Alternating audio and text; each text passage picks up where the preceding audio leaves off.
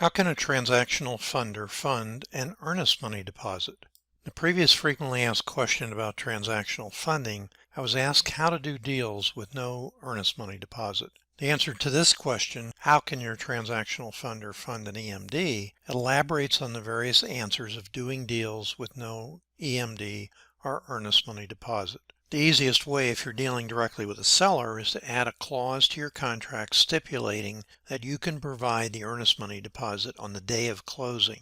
The most common way this is handled is your transactional funder simply adds in the EMD to the amount he is wiring to the closing agent to close on the A to B leg of the double closing. I frequently get calls from closing agents that the investor B showed on his contract with the original seller A that he had made an earnest money deposit. However, he never actually deposited the funds with the seller or the closing agent. Now, the closing agent is set to close both legs of the double closing and is short on funds from the investor buyer B by the earnest money deposit amount. This often happens after I've wired the funds to close the A to B leg, so I must send an additional amount, the amount of the earnest money deposit, for the transactions to close. I'm not suggesting you not make the earnest money deposit as required by your contract and hope that the seller doesn't notice. On the contrary, follow what the contract requires and remember that if the contract you sign requires an earnest money deposit, and if you just don't put one up, you're still legally liable for the earnest money deposit.